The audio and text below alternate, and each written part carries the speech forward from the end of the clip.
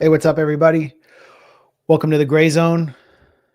I'm here as always with Aaron Mate, and we have way too much to cover today in the next hour and a half, 2 hours. Well, we're going to start with Ukraine and the cataclysmic events that took place during the last 72 hours or so. I'm going to let you take the lead here, Aaron, but I was just on Judge Napolitano discussing the implications of this, and this is something that we've sort of been foreshadowing at the Grayzone for well over a year, maybe 2 years, mostly through Kit Clarenberg's reporting, which lays out the blueprints by British intelligence for insurgent-style attacks in Russia, as well as the construction of a stay-behind Gladio-style army of Ukrainian partisans to attack inside Russia.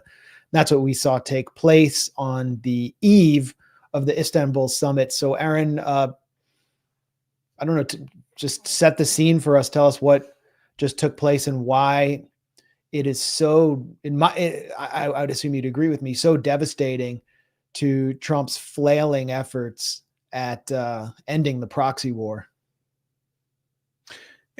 Ukraine carried out a really audacious operation, hitting 4 Russian air bases deep into Russia, very, very deep. And it's a very big country, as far away as near Siberia, with drones that they smuggled into cargo trucks and then deployed at the right moments. And they hit a number of Russian aircraft, including strategic bombers that can be used in a nuclear situation.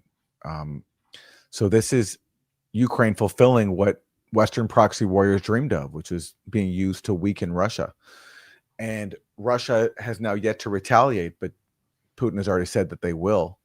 And this will just be devastating, as has been the pattern throughout the war. Ukraine carries out an embarrassing strike against Russia, and Russia fires back with something even more devastating than before. And that's what we can expect next.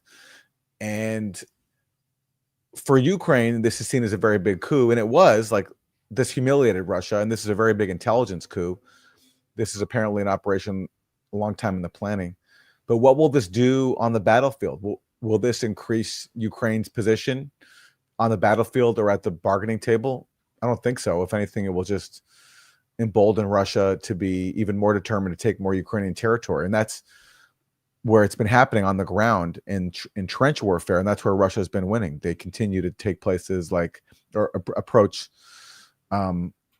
Ukrainian areas like Sumy, and I expect that will continue in the aftermath of this attack. So what basically I think Ukraine was hoping for was they were hoping to change the narrative. They were hoping to show Trump that they have the cards. And Zelensky even said, this shows we have the cards, because Trump mocked Zelensky for not having the cards in their infamous Oval Office confrontation. But it doesn't look like Trump is convinced. And in fact, the way Trump is speaking today, he seems resigned to the fact that Russia is going to come back and hit Ukraine pretty hard. He was speaking today in the Oval Office with the German Chancellor Merz, and this is what he said. Very clear. He said we have no choice but to attack based on that, and it's probably not going to be pretty. So Trump says there, yeah, Russia's going to attack. It's not going to be pretty. Notice how he's not threatening Russia with anything, because he can't. Because what cards does he have left to play? He can impose more sanctions, but what's that going to do? This is the situation that this proxy war strategy has gotten us in.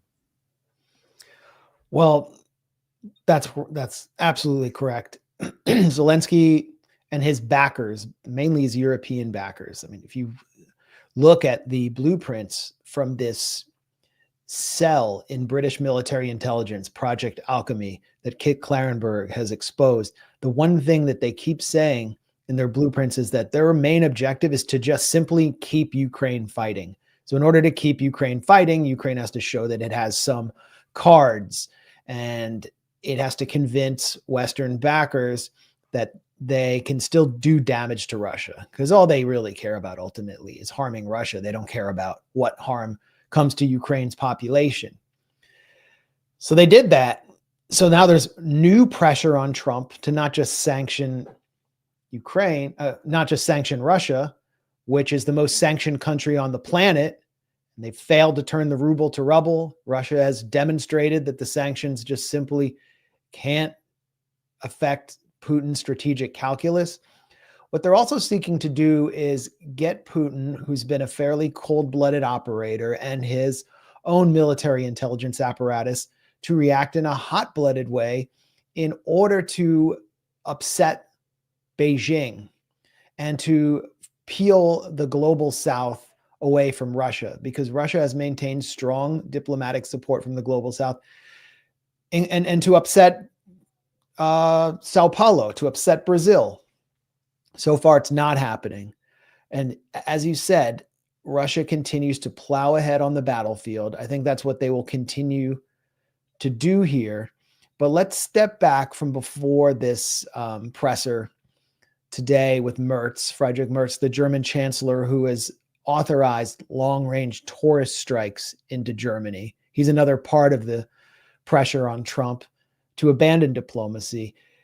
And look at some of the figures who are supposed to be close to Trump, who identifies America first, who've been sabotaging from within, particularly Lindsey Graham. This is Lindsey Graham in Kiev. So I would expect next week that the Senate will start moving the sanctions bill. There are House members that are ready to move in the House, and you'll see congressional action. President Trump said that this next 2-week period will be outcome determinative. I see nothing about the meeting in Monday in Istanbul to give me any hope at all that Russia is interested in peace. So when this 2-week period is over, I think it'll be pretty clear to everybody Russia is playing a game at the expense of the world, not just the United States. We're going to change that game for Russia. The game that Putin's been playing is about to change.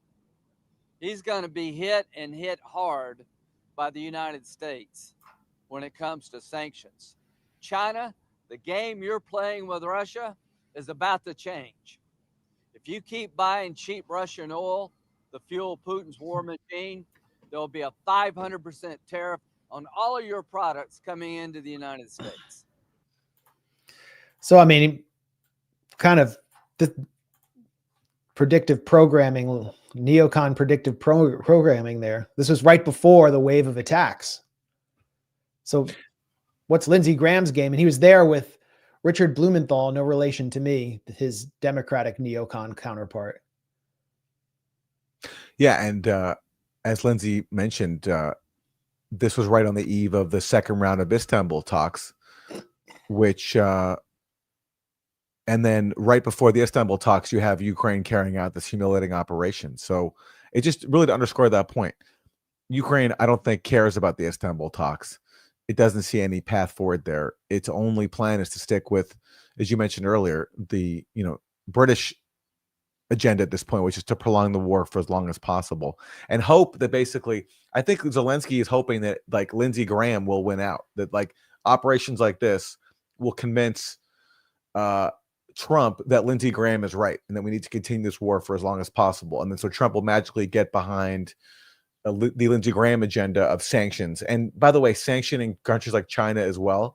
And you think Trump needs that right now as he's trying to get out of his tariff agenda? He doesn't want to have a trade war with China. At least that's what it looks like. So is Trump really going to, even putting Ukraine aside for a second, is Trump going to really sign on to an agenda that would massively escalate tariffs on China, in which China would be forced to respond, which would increase the price of U.S. goods?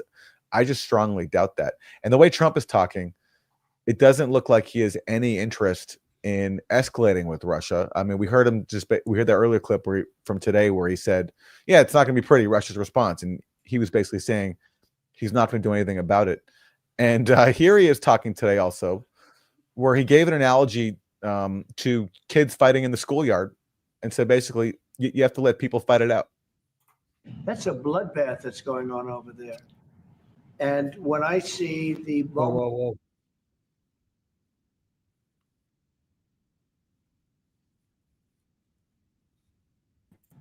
sometimes, and this is me speaking maybe in a negative sense, Hold on. We're having some technical issues here.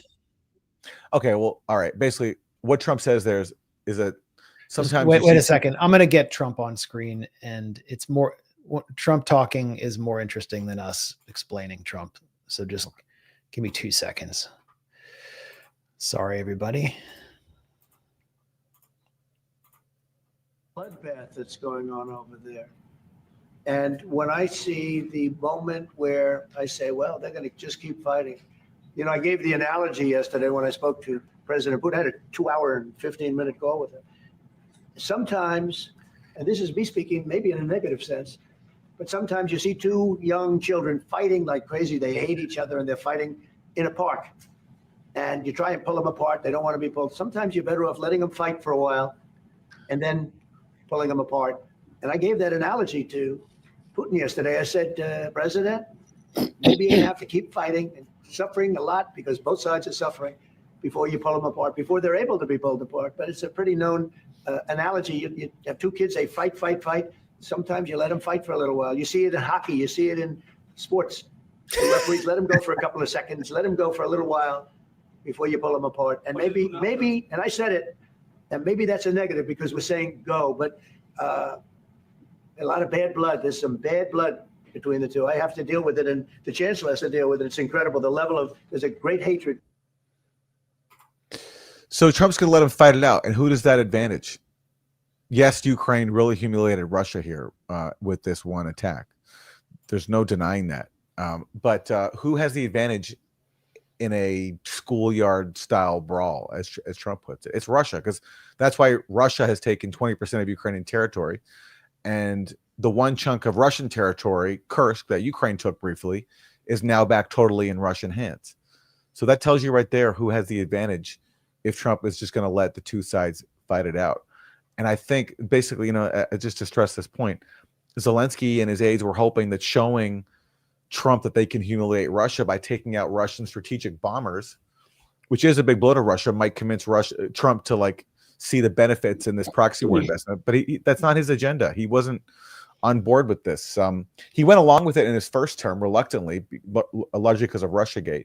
But now in his second term, after campaigning on a promise to end the war in 24 hours, he's just not driven by the same Cold War mania that pretty much everyone else in Washington is.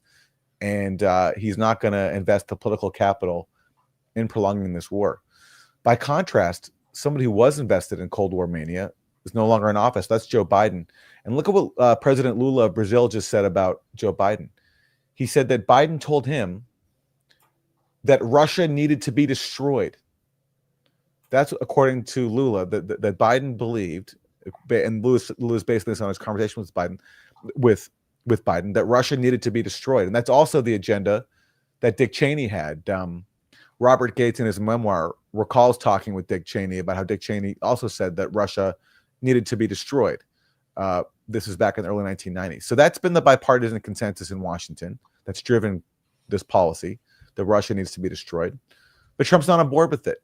And when he's not on board with it, that means Ukraine is going to be left to fight this now largely without the U.S. support that it's counted on for the last many years. And maybe Europe will try to make it up. And if Europe can come up with the money to buy U.S. weapons, then I'm sure Trump will be happy to sell to them. But absent that, this is not the same proxy war that we've seen in the years up to this point. And I think that was obvious to anyone who was paying attention that Biden wanted to destroy Russia. What does it mean to destroy Russia? I mean, that's what the whole Maidan coup is about. It was about bringing Russia into a pressure cooker effect, balkanizing Russia, forcing it to spend enormous amounts of its GDP on defending itself in its near abroad, and then putting pressure on Putin to repress a restive public. And the policy failed under Biden, but I think it remains the de facto policy of the Trump administration. And Trump is going to let them fight it out, sitting next to Friedrich Merz, who's just authorized tourist strikes into Russia. I mean, Trump has really done very little to counteract all of these neocon elements within his own camp from Lindsey Graham. Senator Mark Kelly was in Ukraine right before Graham and Blumenthal. And then the Europeans got Trump a week after he humiliated Zelensky and said Zelensky had no cards. The Europeans applied pressure of their own to get Trump to restore intelligence cooperation with Ukraine, as well as to restore arms shipments to the Ukrainian military. So what did he expect here on the eve of Istanbul? And the press, the press is not only, the Beltway press corps has not only been pushing Trump to apply more sanctions to Russia, daring him, shouting at him in the Rose Garden press conferences to impose more sanctions as if it's going to have any effect. But they've been serving as the PR machine for Ukraine's military, which is behaving more like an insurgency than an actual military in a trench war. And this is the New York Times with part of the narrative about the magical Ukrainians. Ukraine shows how it can still flip the script on how wars are waged. This is such a annoying 40-something Gen Xer headline.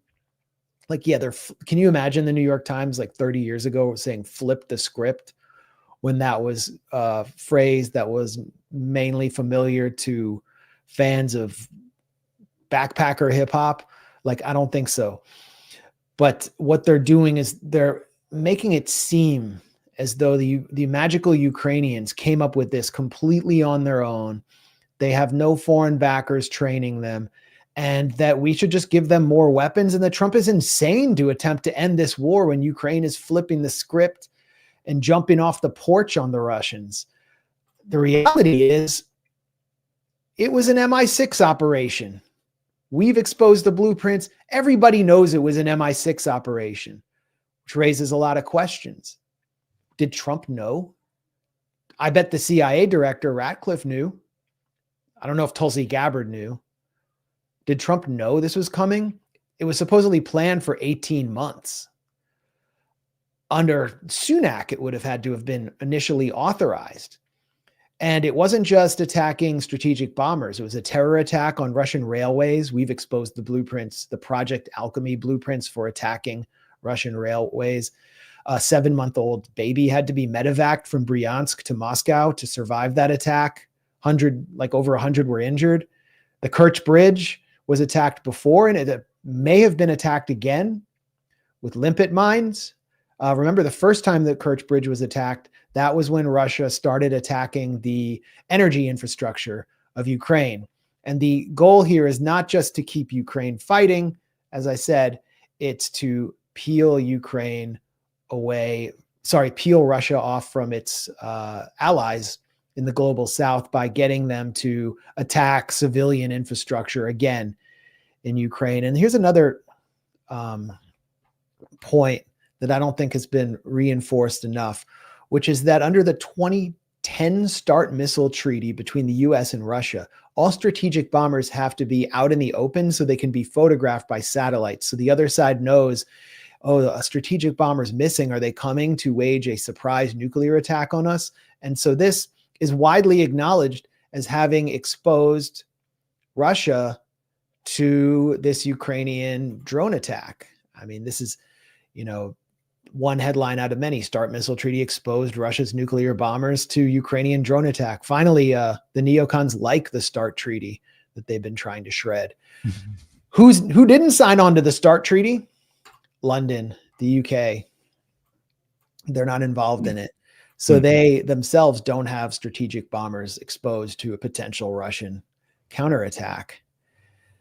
I think it's quite plausible, as you said, to suspect MI6, given that they have had a hand in pretty much every covert Ukrainian operation. And yet, if the CIA wasn't involved, that would be a first, because as the New York Times recently confirmed, the U.S. was basically running the war from a military base in Germany. I'd be surprised, though, if Trump knew about this. It doesn't strike me that his heart is in this proxy war. And for people whose heart is in the proxy war, I doubt they'd want Trump to know about it. But if U.S. intelligence didn't know about that this was happening, then that's a failure on their part, because they know about pretty much everything else. But look, this also is Putin also has responsibility here too. I mean, he's chosen to make some maximalist demands that go beyond what he was willing to settle for before. He's increased his demands. Ukraine and the U.S. said no. And so it's him also that is prolonging the war too. Like, he's demanding more regions than he initially sought back in 2022. In fact, in 2020, he didn't seek any regions. He just wanted to have basically Ukraine declare neutrality. That was his main demand. But, because of the pressures he's under domestically, he's increased his demands. And so every side now is incentivized basically to continue fighting. So the bottom line is, we thought maybe this war could end soon if Trump put enough effort behind it. He's not going to, clearly. And so I think we're looking at a war going on for a lot longer than most people thought, and certainly everybody hoped for. Trump always gets rolled, and every front diplomatically, Trump is failing, and he leans in harder on all diplomatic fronts than Biden did on Iran. Biden basically wanted the status quo that Trump established with maximum pressure and avoided any direct negotiations or even real indirect negotiations with the Iranians in Gaza. Look at what just happened. The UN, Dorothy Shea, Trump's UN interim ambassador, vetoed another ceasefire resolution. I think it's the sixth one. Steve Witkoff is acting like Israel's lawyer, as we discussed last week. And if you go back through our live streams, going back to like late 2023, what we've been saying consistently on Ukraine is the longer the war goes on, the worse Zelensky's negotiating position will be, and the less territory he will have to negotiate over. So if this had been resolved at Istanbul in April 2022, Ukraine would have come out with much more territory than it will come out with at the end of this. That's pretty obvious. But if you also go back to that time and look what mainstream media was saying, look at what the think tank lanyards on K Street were saying, look at what almost all of Congress was saying, and Joe Biden himself, it was that Ukraine was on a path to victory. The Europeans were saying it too, and they're continuing to fuel Zelensky's delusions of victory to the point where Zelensky now says, our goal is not a cessation of hostilities, it's total victory. And back in London, Keir Starmer, prime minister who has just taken on the mantle of the war prime minister, and has clearly come under the control of this Project Alchemy cabal, is now admitting some inconvenient truths that we, and especially Aaron, were attacked for months and months ago. Listening to what she said was this: Sky News, Mr. Speaker, Israel is fighting a proxy war on behalf of the United Kingdom, just like Ukraine is on behalf of Western Europe against Russia.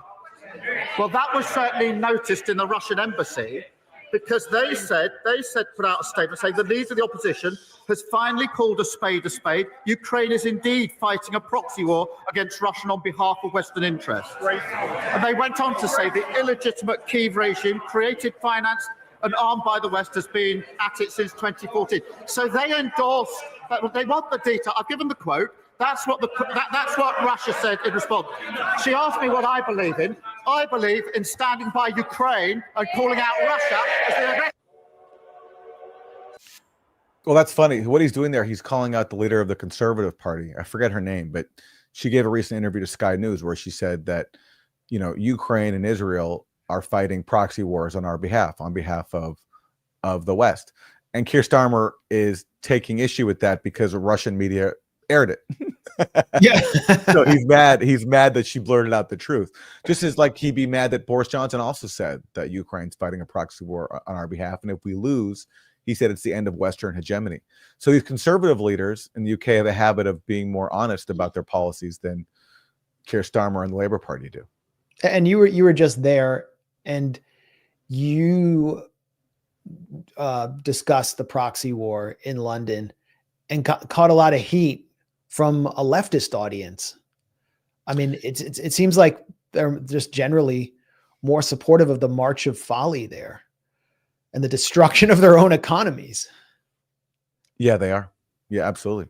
Absolutely. And there's still now, the German chancellor just said that he's going to do everything he can to make sure that Nord Stream 2, the pipelines, don't come back online. So he's doing everything he can to make sure that his people pay high energy prices. That's basically what he's saying, because they just have such a case of Russophobia.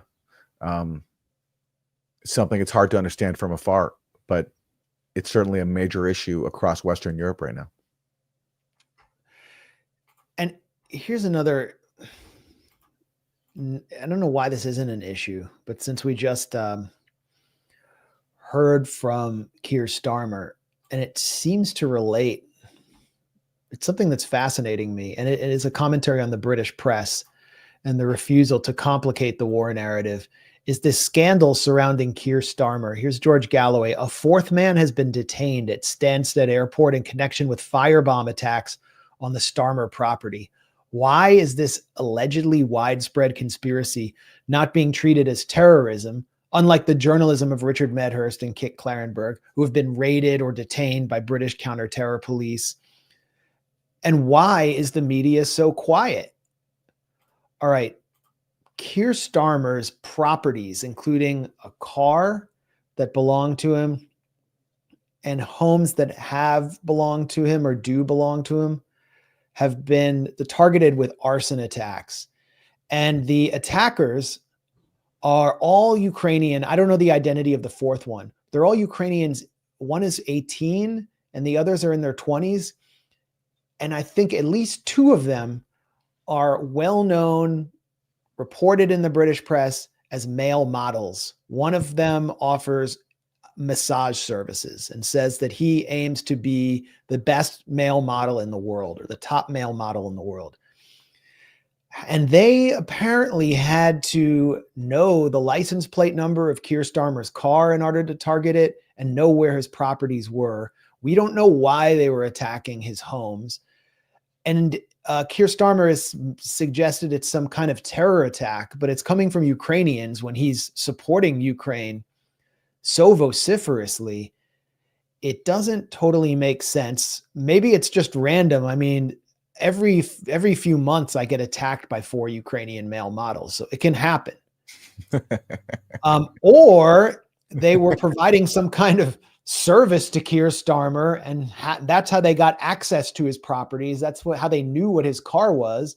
And they're Ukrainian male models. Where did they come from? What's going on here? Why is George Galloway the main figure in the British press who's all over this, and no one else seems to be talking about it? Why aren't they asking how these male models knew what his car was, if he had any prior relationship with them? I don't know if you have any theories here, but just wanted to throw that out there. First I'm hearing of this, but listen, if we're on the topic of people's complicated personal lives and scandals, we have some look what Elon Musk just dropped on Twitter about Trump, now that him and Trump are feuding over the big beautiful bill. Hey, I don't know if it's Keir Starmer's complicated personal life. It could be a terror attack, but yeah. Okay, well, who knows? So this is what Elon just said about Trump. Time to drop the really big bomb. Donald Trump is in the Epstein files. Oh. That is the real reason they have not been made public. This is awesome. Have a nice day, DJT. You love to see it. You love to see it. This is a lot better than Elon and Trump teaming up to cut taxes for the ultra wealthy and fire public workers. You love to see this kind of feud, and you love to see this kind of new sunlight on the Epstein files, which have totally been concealed from us. And it's something I don't understand, but this is a new angle. Well, we knew that Donald Trump was very close to Jeffrey Epstein. There's footage of them hanging out together. Donald Trump had a lot of exposure to Epstein. He himself has expressed discomfort with the release of the so-called Epstein files in an interview, and said, a lot of it is just conjecture or documents of people meeting with him, but it could destroy a lot of people's lives. So he's warned about it. You watch the interviews with Kash Patel and Dan Bongino. I always want to call him Dan Bungalow, but he, and they look so nervous when they're being asked where the release of the Epstein files is, well, when it's coming, and all sorts of questions they can't answer. You study their body language and it's like they're hiding something. I don't know why Bongino always has to be there with cash. It's like he's like his moral support hype man or something. But Elon had been said to have been very close to Trump, and Trump appreciated him. They personally liked each other, we were told. And Trump really appreciated that Elon was the one billionaire from the ultra 0.001 predator class that really stood with Trump throughout everything. And now they're ready to cut each other's throats. And who is Elon Musk to accuse Donald Trump of being personally depraved, given that he's like trying to become the literal father of our country by like dangling sperm samples around at cocktail parties to low-level right-wing influencers and paying them through Twitter X payouts. I mean, he's doing like IVF. He's not even pulling out of their MySpace to Twitter on their Facebook. He's just a very weird guy. So I remember back in the 90s when Bill Clinton, before he was being exposed and was the subject of all these scandals for, being kind of a sexual predator of his own. And he had a surgeon general named Jocelyn Elders who said, a great way to get teenagers to not have unsafe sex is to encourage them to masturbate. And he threw her under the bus. The press was so outraged and so angry that she said that, and the right-wing Republicans in Congress demanded her head, and he fired her for just recommending masturbation. But now you have like Donald Trump, who has been rung up several times, accused of dalliances with a porn star, accused of rape. I don't know if it's real or what, but he definitely hasn't been a moral Christian figure like George W. Bush was. Barack Obama kept it in his pants too, as far as we know. And Elon Musk, who is sort of like a Sig Heiling pro-natalist transhumanist.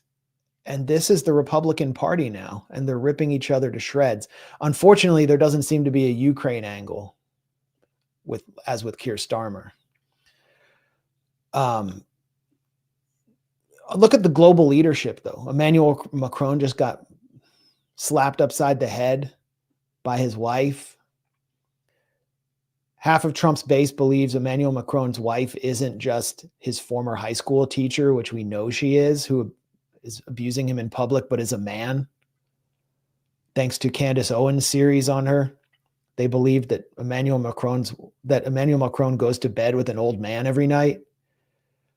There was the video of him, and I think, was it Starmer and Mertz, where they were like accused of hiding a cocaine spoon? Yeah, but that was like a rolled up napkin. That got a lot of excitement for a little bit, but that was literally just a rolled up napkin.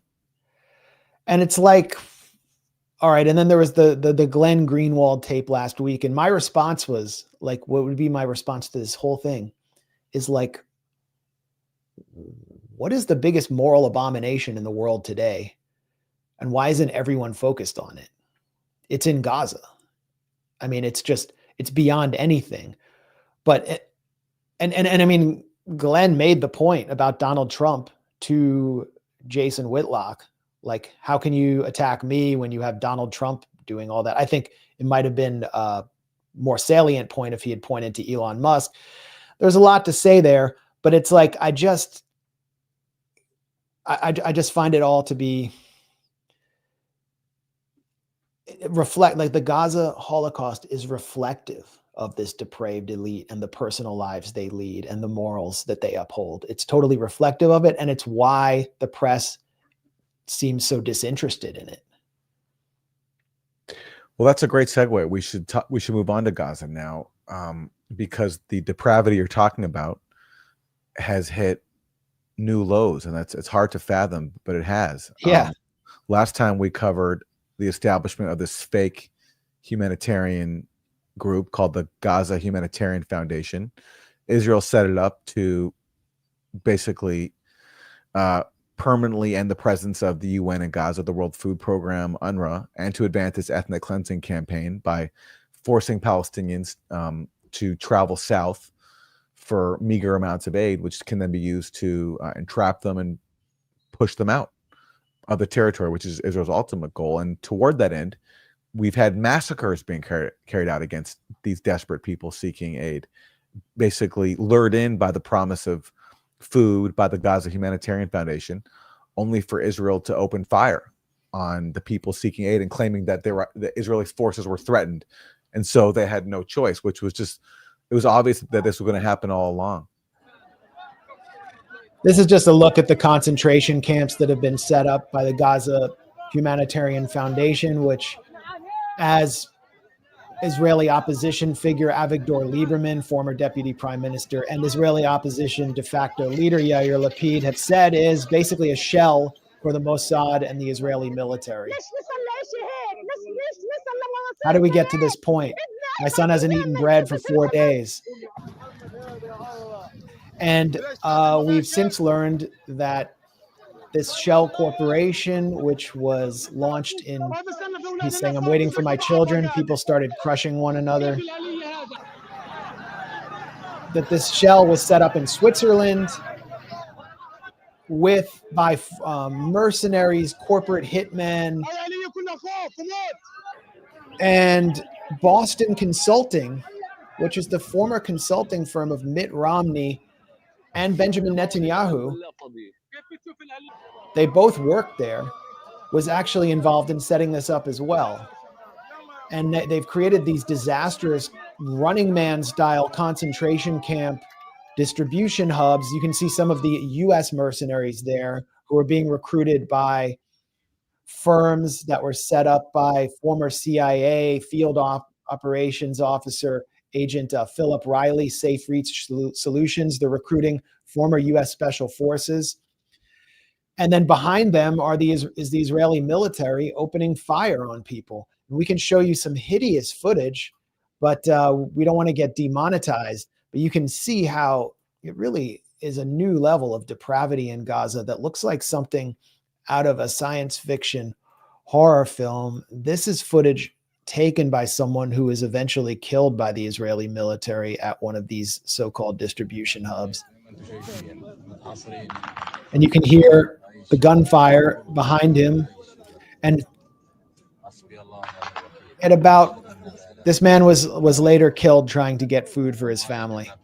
If we move ahead, in about 10 seconds, you will hear mortar fire and tank fire. You can see a wheelchair near him.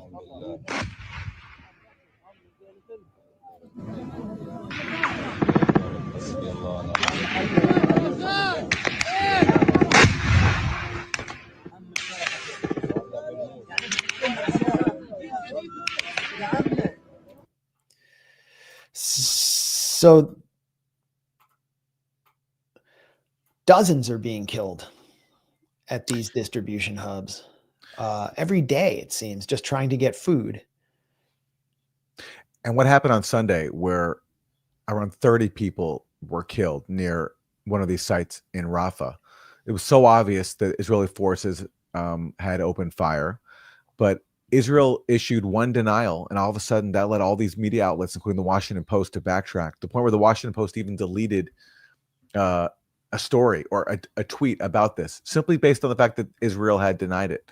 Then, of course, the inevitable follow-up reporting happened, and even CNN and Haaretz, they both confirmed that indeed Israeli forces did this. And they pointed to witness testimony, video evidence, and obvious discrepancies in the Israeli account. But here's the Washington Post. The Post didn't give proper weight to Israel's denial and gave improper certitude about what was known about any Israeli role in the shootings. What does that mean, improper certitude about what was known? So simply because Israel denied something, that makes certitude improper, that Israel carried out yet another massacre when there's been countless massacres for the last year and a half.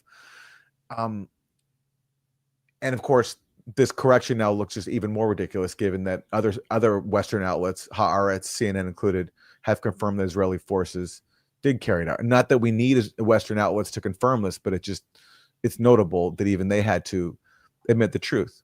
Yeah. And CNN, by the way, pointed to that footage I just showed as part of their evidence, part of their video evidence to confirm that massacre. The Washington Post had come under pressure from Bill Ackman, who was himself acting on behalf of Tel Aviv.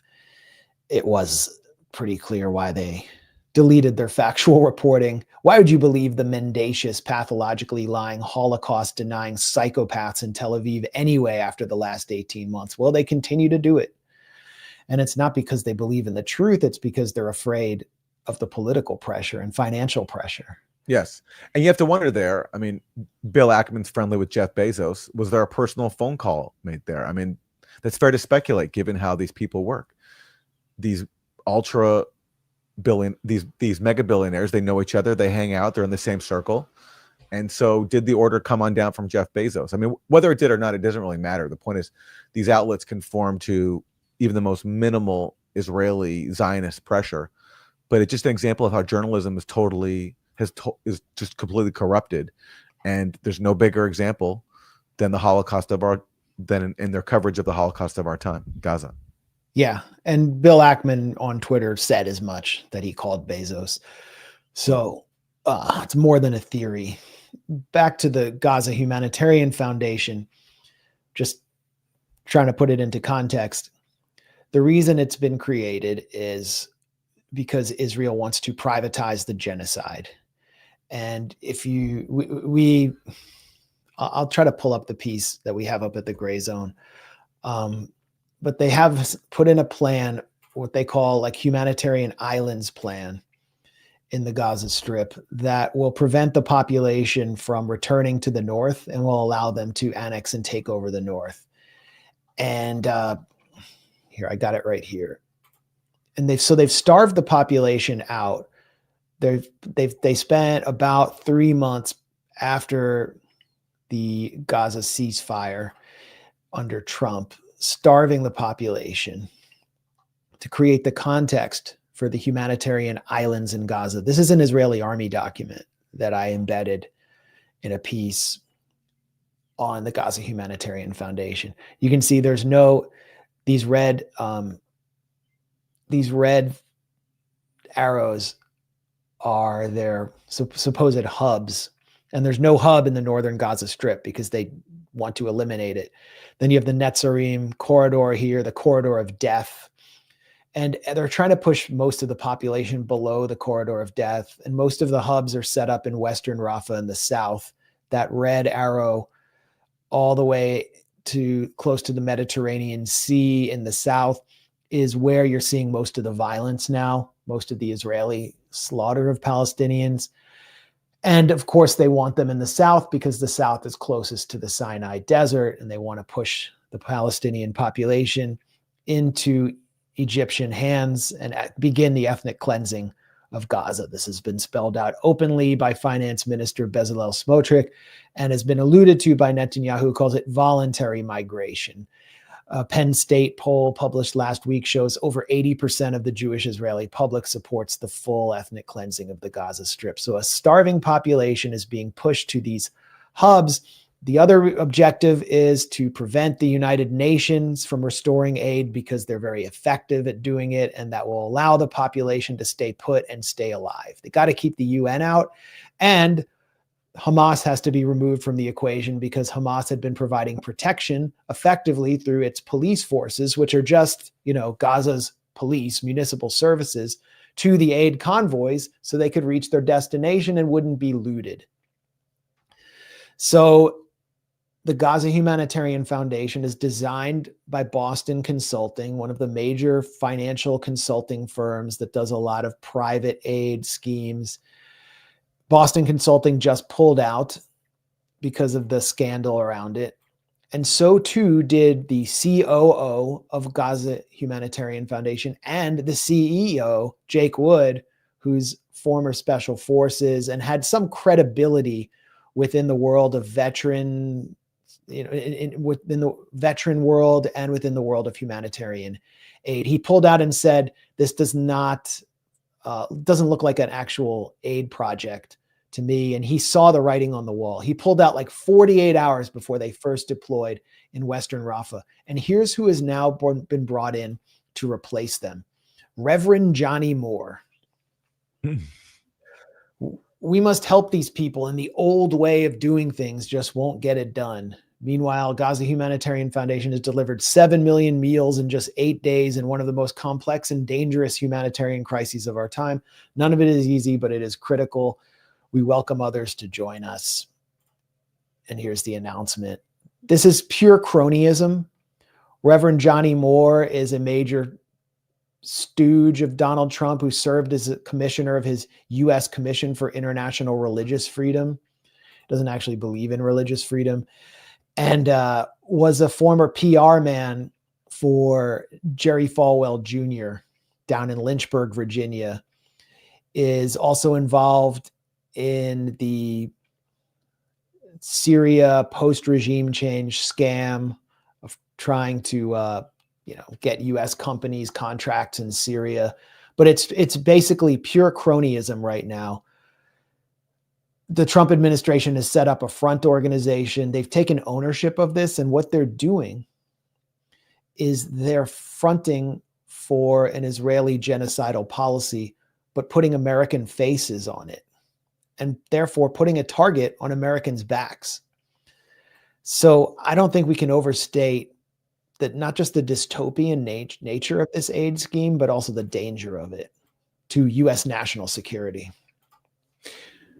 David Satterfield, who was the so-called humanitarian coordinator under Biden, he's even acknowledged now multiple times that these Israeli claims that Hamas is diverting aid from UNRWA and the World Food Program, and that's why we have to set up this new group that we control. He's acknowledged that there's no evidence for that whatsoever. He said that Israel never presented any evidence that Hamas was diverting aid, and so even he debunked it. And he was a part of an administration that was that fueled the genocide and kicked off this campaign to undermine UNRWA, with Tony Blinken suspending aid to UNRWA after Israel accused a handful of its members of taking part in October 7th, which turned out to be yet another deception. So even a member of a genocide-enabling administration, David Satterfield, acknowledged that these Israeli claims to justify the establishment of the so-called Gaza Humanitarian Foundation were lies, just like everything else Israel says. Complete lies. And so what's the alternative to having Hamas, but not Hamas? It's really like professional, municipal, trained police forces escort these convoys. The alternative is the forces that Hamas had always tried to keep at bay in the Gaza Strip, which I've always been saying for years, and because I'd been to Gaza and I understood some of the dynamics on the ground, that these forces were being instrumentalized by the Mossad and by the Israeli military. They are the Salafist ISIS-aligned forces that are connected to ISIS elements in the North Sinai in Egypt, who are actually fighting a low-level insurgency against the Egyptian military. And Netanyahu has finally come out and admitted that they are using ISIS-connected gangs, which looted aid for months and months, to now protect the aid. They used them to loot the aid when Hamas was trying to provide protection in order to prevent the aid from reaching people. After establishing some level of famine and starvation, now they're using them to supposedly protect the aid.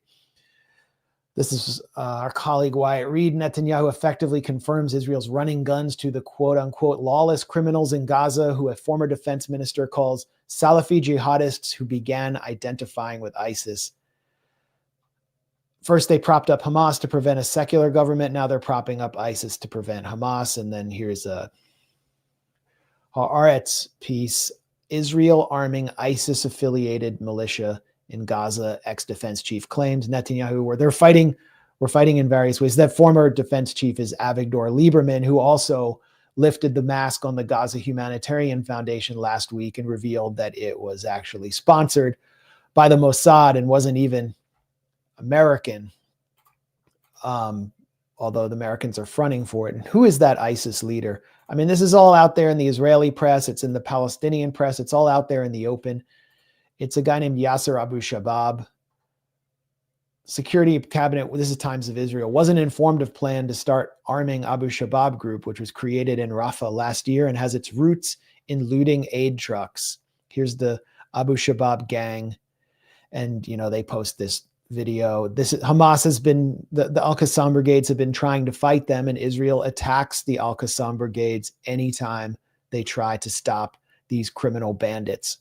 And doesn't it sound familiar, Aaron? It reminds me of the Syria dirty war and what Israel was doing in the Golan. Yeah, or whenever, for example, ISIS would advance in Syria, there are some really famous incidents, like when they advanced on Palmyra and the U.S. just turned the other way. They stopped the bombings that they had been doing against ISIS because they used ISIS, as John Kerry admitted, as leverage to force out Assad. So it's the same playbook. Yeah, I remember when Jen Psaki and John Kirby were spokespeople for the State Department back in the day, under Obama, and they were like the biggest jokes. And John Kirby was asked by a reporter, "Do you support Russia retaking Palmyra from ISIS?" And he refused to answer the question. That, to me, that was back in 2015 or 2016. It was like, that's it.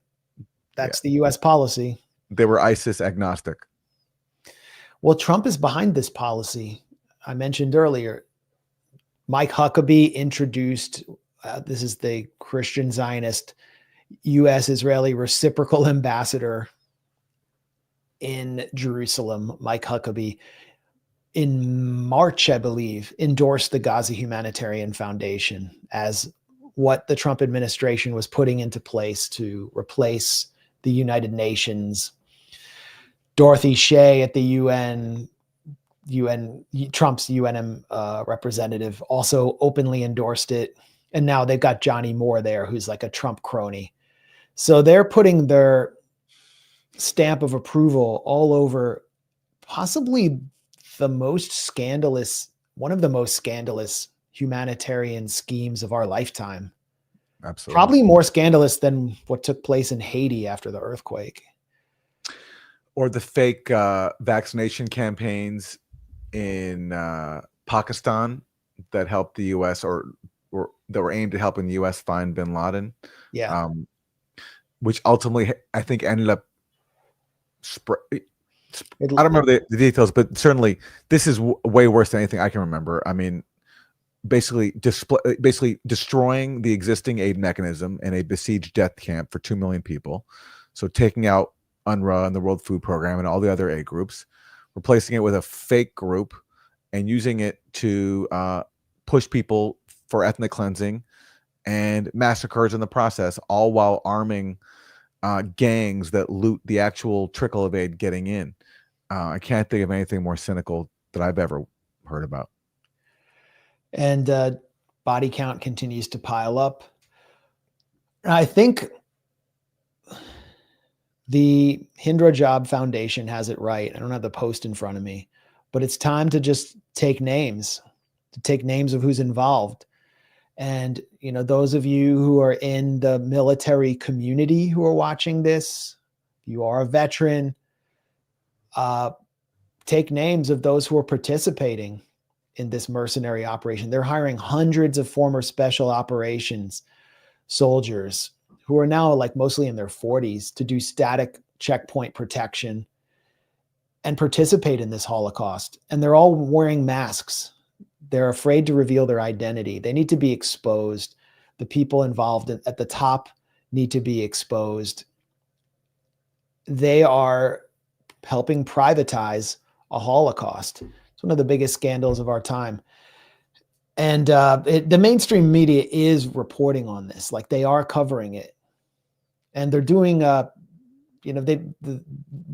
actually, some of them are attempting to do real reporting here, but they're not doing enough. I mean, it shouldn't have been up to us to highlight the fact that the Mossad and the Israeli Defense Ministry, if you can even call it that, are the real funders of this operation. They should be digging a lot deeper.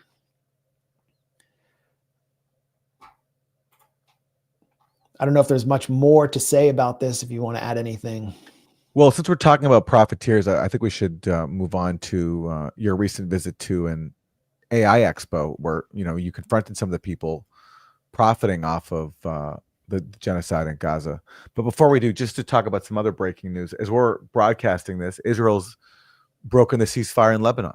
They've bombed southern Beirut, 2 residential buildings there. Another ceasefire just completely being ignored by Israel with U.S. support. And this is nothing new. They've broken this ceasefire hundreds of times in Lebanon, hundreds of times. Trump, by the way, has removed Morgan Ortagus, the very weird Lebanese envoy who converted to Judaism, which is pretty hard to do. It looks like a purge of some ultra-Zionist officials, but the rumor is she'll be replaced by Joe Rayburn, who's one of the neocons who helped destroy Syria. Noaf Salam, as prime minister of Lebanon, is doing a pathetic job of challenging Israel's constant violations of ceasefires. And why are they doing it? They're trying to prevent Hezbollah from reconstituting. It really signals to us that, or to me, that this war is just not going to end until Israel does as a ethno-supremacist state. Where it could be at high intensity, it could be low intensity, but there isn't going to be peace post October 7th. And certainly the US isn't going to bring it. No.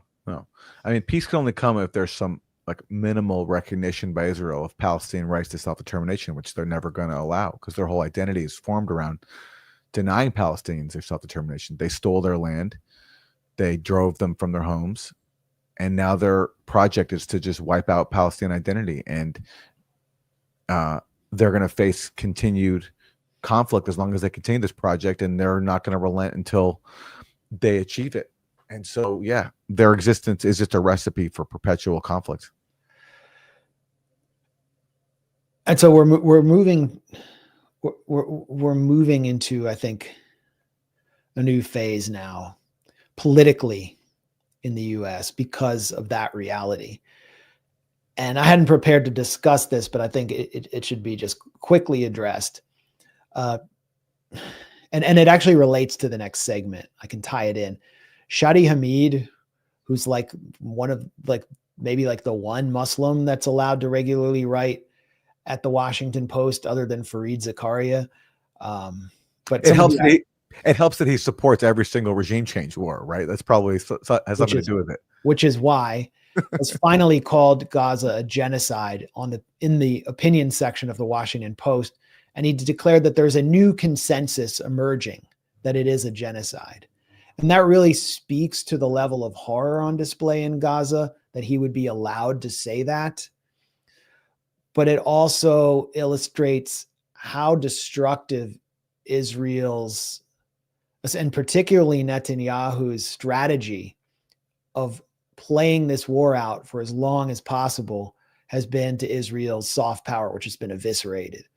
Politically, it maintains support among elites who are either afraid of being assassinated or blackmailed or very interested in being paid off.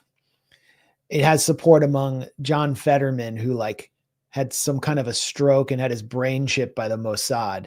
It has support among those kinds of figures, but the general public in the world, a new Pew poll shows that the majority of the population polled across the world by the Pew at rates of over 65% opposes Israel, just straight up opposes it. And in the United States, that's true as well. Most Republicans under 40 now are outraged at Israel, according to this poll. So the new consensus isn't that it's genocide.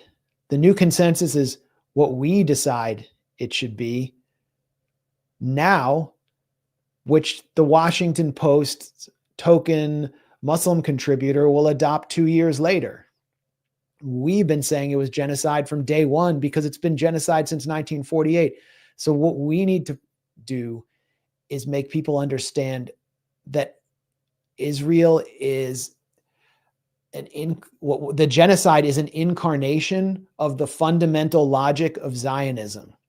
And the new consensus needs to be anti-Zionism. The new consensus needs to be opposition to Zionism. There needs to be momentum to restore the UN resolution declaring Zionism a form of racism that is an abomination.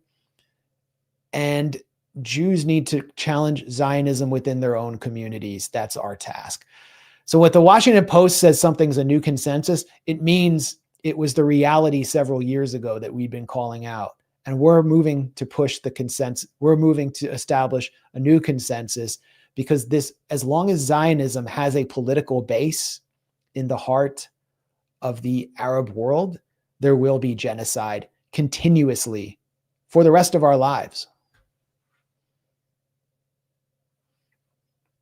So I don't know if you don't have anything to add. Shadi Hamid was actually, after declaring Israel was committing genocide in the Washington Post, he was a author doing a meet and greet at this conference I went to of AI warlords in Washington, D.C. And he was like, they had his meet and greet booth right next to the Israeli embassy's booth and the Ukrainian embassy's booth. And, you know, Israel was celebrated at this convention. So to tell you what the convention was, I'll try to make this segment relatively compact because I'm working on a video package about the convention. It's called the Special Competitive Strategies Project. Studies Project. Here's their homepage. I'll pull up first just to introduce everyone to it. The Special Competitive Studies Project builds off the third Pentagon offset, which under Ash Carter, under Obama, which called for the Pentagon to invest massive amounts of money into AI technologies. And what this conference does, it's overseen by Eric Schmidt, who has now kind of taken ownership of the third offset. He was a Google co-founder, major arms contractor, consults for the Pentagon, is to bring together all of the major AI and cyber warfare contractors with the four branches of the military and the U.S. Geospatial Agency, all of the intelligence chiefs. The defense minister of Taiwan was present, as well as the defense minister of the Philippines. Ukrainian officials were present. This was mainly focused on China. China was the main threat because it's what's driving all the contracts. There was a drone competition featuring all four branches of the military competing against one another. This will all be in my video. And Israel was also celebrated because Israel is driving AI forward on the battlefield through its Lavender system, which is directing the Gaza genocide. And Palantir, the necrotech and private spying company, was center stage at this conference. They had a booth right in front. I'll talk about them in a minute. Their stock is surging right now because of a New York Times report on Donald Trump granting them a huge contract for their Foundry product, which is centralizing a database of the private information of American citizens and immigrant residents of the U.S. through various U.S. agencies. It's kind of like a big brother central scrutinizer system. A lot of Trump supporters are correctly calling it a recipe for social credit. But Palantir is doing better than it ever has as a result of that. And Palantir is supporting Israel's genocide in Gaza. So I went to the conference with all this in mind. And I was on the verge of being kicked out already by the time this clip had taken place, simply because I had filmed another reporter from France 24 attempt to question Palantir representatives at their booth about Foundry, basically following up on the New York Times for a France 24 report. Every time a reporter approached Palantir's booth, they called the police and sent out these mercenary looking characters from inside the booth. And they had big signs that said no recording. And all the while they were giving presentations on, their data sets and how they were active in Ukraine and so on. So all I had done was filmed. I hadn't even done my usual thing of asking pointed questions, trolling, whatever. And I was taken out as well. But they told me I'm not being kicked out. If someone asked me not to film, to just walk away. And I said, okay, if someone doesn't want to be questioned and doesn't want to be filmed, I won't, but I'm going to continue reporting. So then I went to a quote unquote fireside chat, which they hosted every day at this AI expo with the former head of Israeli military intelligence, Amos Yadlin, and the vice president of the Heritage Foundation, Victoria Coates, who used to work in the Trump NSC, I believe. And she has this new book out about how like the Jewish state can save America with its lessons learned in Gaza and Lebanon. The Heritage Foundation also oversees Project Esther, which is the blueprint for criminalizing campus Palestine solidarity activism. Amos Yadlin is very well known for devising the Dahiya doctrine, eliminating the distinction between civilians and combatants. Yadlin and another figure named Asa Kasher, who's an Israeli academic, came up with the neighbor policy, which is that Israel is allowed to kill the quote unquote terrorist's non-dangerous neighbor, meaning they can kill tons of children and families in order to get a senior Hamas leader. So he basically helped establish the basis for Israel's genocidal policy in Gaza. So I thought I should at least ask him a question after he came off stage about that and just see if he will say something back. And so here's what happened. And then, yeah, a surprise character jumped out at me.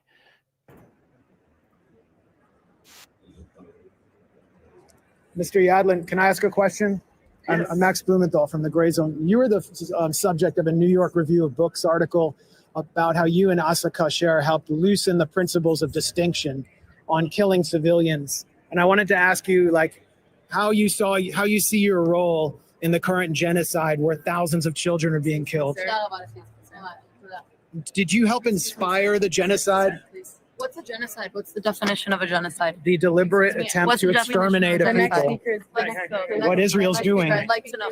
No, I just want to know the definition. It's also Who a started Holocaust. it? It's I'm a a- Holocaust? A Holocaust. My Gaza grandparents. Holocaust. My grandparents are Holocaust And you're survivors. supporting the For new you to Holocaust. use that word, You're supporting the new Holocaust. Hey, get her away from me.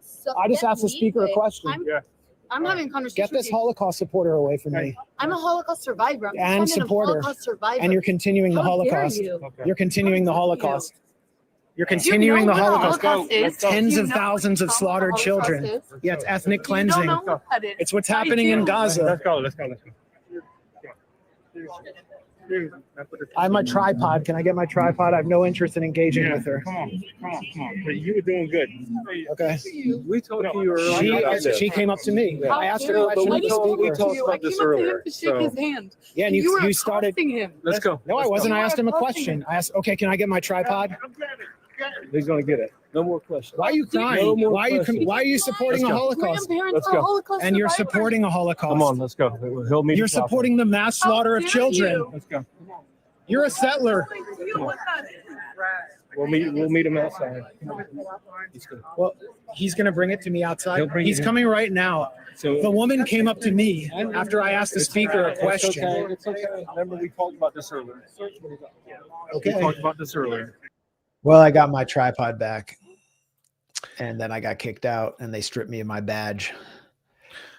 That moment where she tries to invoke the Holocaust and you don't for a second hesitate to respond with, you're supporting a Holocaust. That's exactly how these people should be treated when they try to weaponize the Nazi genocide, is to be reminded that they're supporting a current genocide. And like, so for some people that, you know, playing the Holocaust card will intimidate them into a moment of silence, but you didn't hesitate. And that's exactly how they should be treated, because she is supporting the Holocaust of our time. And she wasn't expecting that, you know, her invoking the Holocaust card, she was expecting that would intimidate you, but obviously it only led you to remind her of what she is currently supporting. And then she said, did she say that she's a Holocaust survivor? I mean, obviously she doesn't mean to say, but it's like, that's really how these people see themselves, as victims. as victims. And it's such a disgrace to the victims of the Nazi Holocaust for them to portray themselves as somehow victims of that legacy, when in fact they're actually weaponizing it to perpetrate a current genocide. It's an obvious point, but they need to be reminded of that. And it was so cathartic to see you do that in that moment, just without even hesitating. Well, I was inspired by your dust up with Rabbi Shmuley, where you called him and calmly just called him a Nazi to his face. Yeah. And that's just what you have to do. Yeah. I mean, Zionism promised to normalize Jews as if Jews were not normal. And so now we're normal. We're just like everybody else. We have our own Nazis. We've committed our own Holocaust, just like the Gentiles. So she's one of them. And that's what needs to be said to them. It was the word Holocaust that really triggered her. And you can see how she was trained to engage almost from a young age. It was like she was a special forces soldier in the field of Hasbara, and she immediately sicked herself on me. And she has these techniques that you think are going to work, but it just didn't work. And so after the bullying fails, then you're trained to resort to crying and to emote. And she turned on the waterworks, and that didn't work either. I think that's where she really sold herself out. And it's the term cry bully really applies perfectly to these kind of Hasbara soldiers. They'll bully and cry, or they'll cry and bully, but either way, you can't give them an inch. And I wasn't even expecting that. I was just trying to ask some pointed questions. I mean, stepping back a little bit, this conference was, I think, the most newsworthy event in DC in a long time. Considering how many warlords were there and how many consequential figures in tech, in the military, and foreign leaders, foreign officials were in basically one gigantic room. And all you have to do is just register as the press to go. And there were so few reporters there. The only reporters were on stage, and they were basically being paid by the arms industry to be there. And they were asking softball questions of corporate hitmen and like 4-star generals. The head of the Pentagon Joint Chiefs was on stage, for crying out loud. And reporters weren't there to ask critical questions.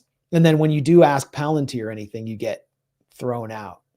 So one reporter I spoke to who stayed on after me, who was able to kind of survive the journalistic Hunger Games, he told me that he heard security talking with directors of the AI Expo about how to prevent protests and critical questions, and how to like search people's bags and vet people more thoroughly.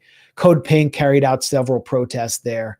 And it's kind of ironic, right? Like Palantir is supposed to provide global or Western elites with the wares and technology to restore control and prevent social unrest.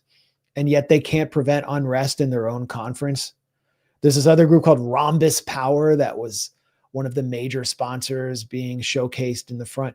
Their main marketing, the main thing they were marketing was generative AI, which can predict cataclysmic events. And they claim to have predicted the Ukrainian invasion of Russia with 80% certainty, but they couldn't predict a Code Pink protest.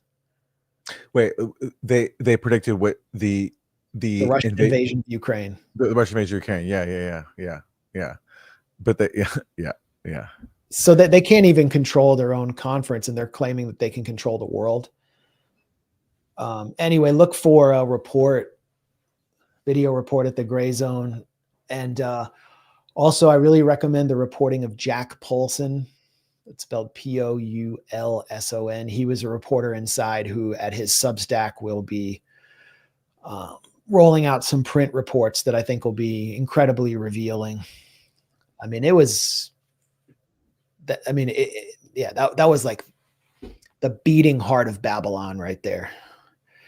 And there are maybe 5 reporters inside. Actually, well, I should, again, I was mentioning like the stenographers on stage. There was also a reporter that Jack had exposed in the past, or a group called Wire China, and they report on China. one of them is a former New York Times reporter, national security reporter, and now they're like selling their reporting to the Pentagon on Chinese supply chains so that the Pentagon can then kind of like embarrass China through its info ops. And their booth was right next to a PR firm or information operations firm that consults or gets contracts from the Pentagon to target China. So you can really see the reality of national security reporting there, along with the future of warfare, AI warfare. And one more thing I wanted to mention that I thought was very darkly funny. I don't even know if it was funny. Was the ICRC, the International Red Cross Committee, had a booth in the middle of the conference warning AI, or asking, basically pleading with AI warlords and hackers not to kill civilians. That was the point of the booth. And they were handing out pamphlets and instructions on how to avoid killing civilians. I mean, that tells you everything you need to know about that conference, and also about like the humanitarian field, that they're just in conversation with these mass killers, while only Code Pink is actually going to come in there and protest them. Wow. Consider killing less civilians from the Red Cross. That's the new humanitarian campaign. Yeah, I'll tweet out some of their material after the stream. But really, it should all just go in this video package. So yeah, I mean, where do you want to go next here? I mean, we have Iran negotiations. I know you wanted to talk about Syria, and some brave truth tellers have come out of the Biden administration. What do you want to hit first? Well, you were just recently in Iran, and you spoke to some officials who were painting a gloomy picture about the state of the talks on a new nuclear deal, with the Trump team not being able to make up its mind on what it wants to do.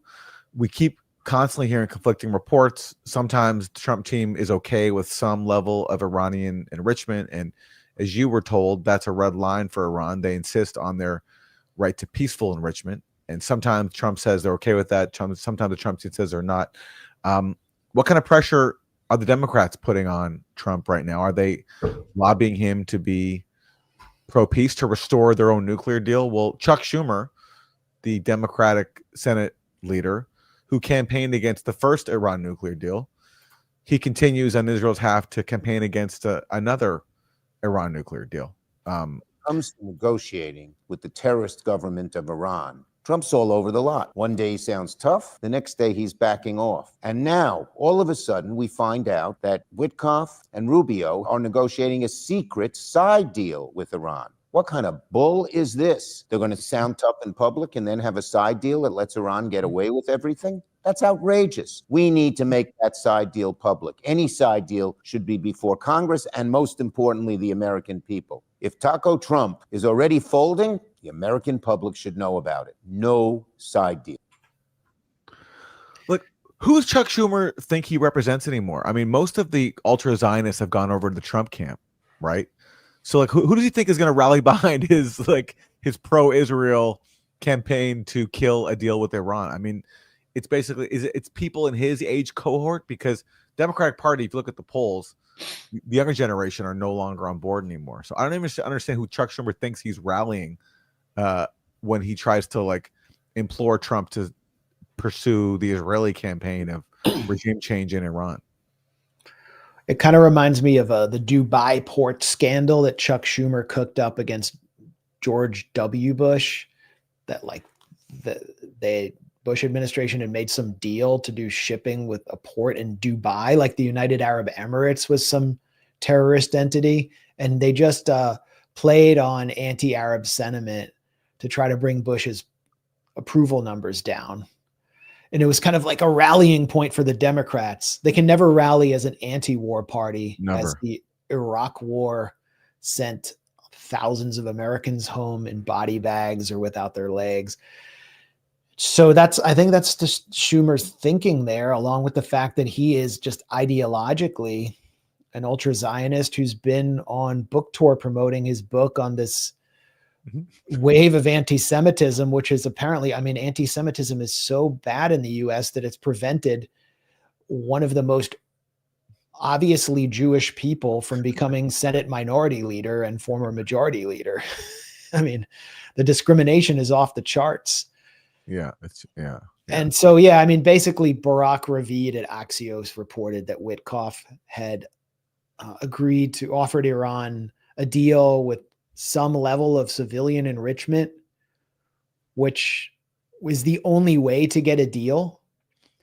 And then the next thing you know, Chuck Schumer attacks, all of these Zionist freaks in Trump's camp, like Mark Levin, stage a temper tantrum. And then Trump undercuts Witkoff.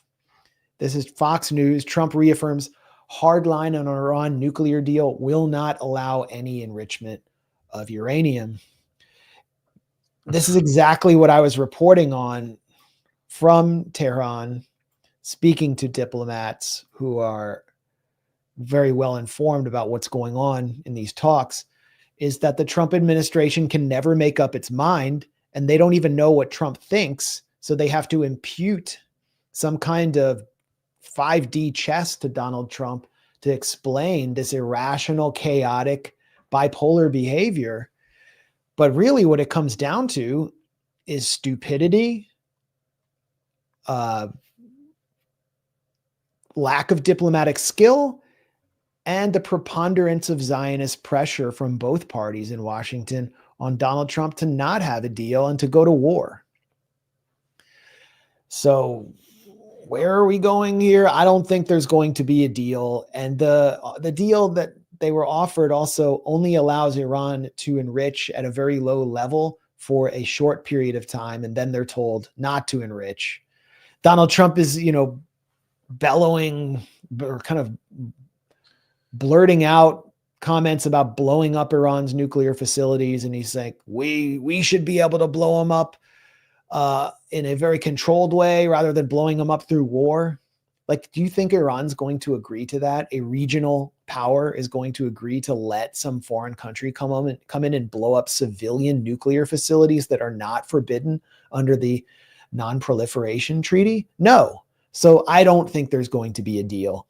And neither does former chairman of the Joint Chiefs of Staff, Joseph Dunford, who was at the AI expo we were just talking about, who said that we shouldn't be focused on we meaning the national security state, shouldn't focus on a long-term conflict down the road with China. The main focus should be the next 90 days and war with Iran, because he believes that is coming.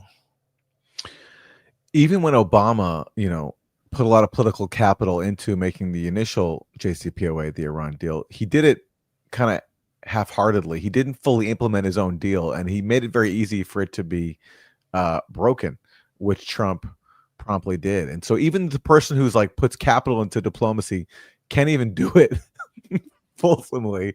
And it's just in Washington, it's just president after president continues to show that diplomacy is just impossible in Washington, that the pro-war forces always win. Look what happened when Joe Biden appointed Robert Malley to be his envoy for renegotiating the Iran deal. And Robert Malley helped negotiate the initial Iran deal. He helped broker ceasefires and ultimately wind down the Syria dirty war. He was as pro diplomacy as you can be in Washington. And what happened to him? His hands were tied, so he never consummated any deal with Iran. And then ultimately, near the end of the Biden term, Malley got displaced by being accused of mishandling classified documents, which is a case I never fully understood. He basically was sabotaged by other people in Washington, and nobody had his back. And so he was taken out. And so he was prevented from going ahead. And no one even got to the bottom of what really happened there. But it was just considered routine that, this person who's mildly pro-diplomacy, let's just take him out by accusing him of mishandling classified documents. And everyone just kind of moved on. He didn't raise a big fuss about it either, really. I think he just kind of took it in silence because he was up against too many pro-war forces. It wasn't worth it to him to like defend himself. And then that's it. It's just what happens. And now Trump comes in. The moment anybody pro-Israel raises their voice, he backs off what his own team has been floating in terms of agreeing to some limited Iranian enrichment. So yeah, I agree with you. I don't expect a deal either. And most people I spoke to in Iran, just, you know, outside of diplomatic circles, did not expect one. And remember, as you mentioned, that Obama didn't take the JCPOA seriously enough to enforce it and provide sanctions relief. So if Iran got no relief, why should they enter a new deal that forces them to make concessions with very little to gain? The only factor here, I think, is that the Israel lobby is so dead set against any deal and so determined to wage war by the end of the summer that does incentivize Iran to just to avoid a war. And that's the dynamic that Trump has created by leaning in so hard to negotiations without any understanding of the issues and sending in Witkoff, who's working on so many different portfolios that he doesn't really have much time for this in any case. One quick newsworthy, I think this is newsworthy, piece on the Iran negotiations is another intervention by Tucker Carlson, who revealed that Mark Levin, representing the Zionist movement, the neocon lobby, was at the White House to push for war with Iran. And Tucker Carlson offered a long and very well thought out articulation of reasons to reject Mark Levin's push for war and to reject war. And one point is, as he says, that there is zero credible intelligence that suggests Iran is anywhere near building a bomb or plans to. There was this IAEA report which drew on past US and Israeli claims, which is very suspect to me, which claimed the opposite. And Netanyahu has been circulating it as much as he can. Iran knows this, which is why they aren't building one. Iran also knows it's unwise to give up its weapons program entirely. Muammar Gaddafi tried that and wound up sodomized with a bayonet. As soon as Gaddafi disarmed, NATO killed him. Iran's leaders saw that happen. They learned the obvious lesson. And that is another great point Tucker Carlson made.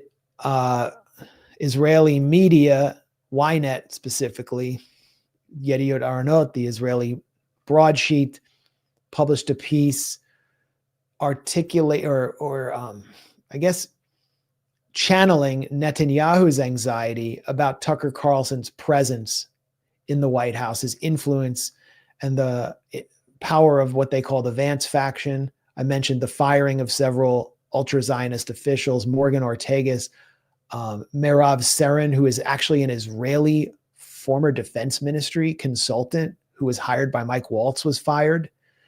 And there was one other. But Netanyahu is particularly worried about J.D. Vance and Tucker Carlson and the grassroots right-wing America First forces they represent. And justifiably so. But I think that's some positive news, is that there is some anxiety because there is some anxiety in Tel Aviv because there's actual pushback within Trump's world. I don't think it's enough pushback, and I don't think Trump has what it takes to make a deal. But perhaps the U.S. will not support Israel's coming assault on Iran, which most people I spoke to in Iran expect by the end of the summer. Well, Trump is said to want the Nobel Peace Prize really badly, so maybe that could be enough to deter him from taking part in an Israeli war on Iran. But so far, the Israel lobby has gotten everything they wanted, and it's I don't know, it's really a positive sign that someone like Tucker Carlson still has the ear of the White House. Maybe they'll listen to him. And it's just Biden did us no favors by refusing to enter into to renegotiate his own administration's nuclear deal. he basically sidelined Robert Malley and everybody else who wanted to have diplomacy, and he gave a huge lane to all the pro-war fanatics in the Trump camp, people like Mark Levine, to seize the opportunity now that they're back in power. Well, I think the regime change project in Syria, which is viewed as a success in Washington, has also weakened the prospect of an Iran deal because it's encouraged regime change forces. So why don't you take us to Syria and what's happening now? What are we, 6 months or so after regime change? Well, Syria continues to see atrocities against Alawites, exactly what was one of the many reasons to oppose a dirty war that empowered Al-Qaeda, because of the threat that these forces pose to minorities in Syria, especially the Alawite community. But there's been abductions of girls and women by sectarian militias, killings of Alawite civilians, and all this has gone rewarded by the Trump administration because, exactly as you talked about, the regime change war in Syria was a project of the, neocon pro-Israel lobby, and now that they've succeeded, that those same forces want to consolidate that victory by supporting the new Al-Qaeda-led government led by the former leader of Al-Qaeda in Syria, Mohammed al-Jilani, who now calls himself Ahmed al-Shara. And that means looking the other way as atrocities continue against Alawite civilians. And Trump recently rewarded the Al-Qaeda-led government by announcing the lifting of sanctions on Syria, which is, a positive thing for the people of Syria, because the point is those sanctions should never have been imposed in the first place.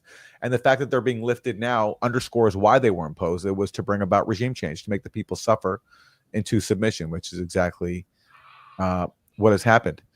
And someone who recently disclosed another revelation about the Western role in supporting the Al-Qaeda-led insurgency was Robert Ford, the former U.S. ambassador to Syria. And, confirming a lot of the reporting that has been done at the Grayzone by Kit Clarenberg about the integral role of British intelligence in the dirty war in Syria.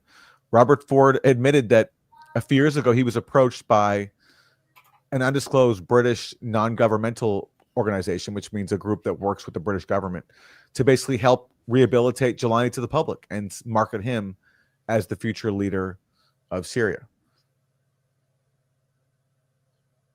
And we have the clip of Robert Ford here. I'll bring it up. He was speaking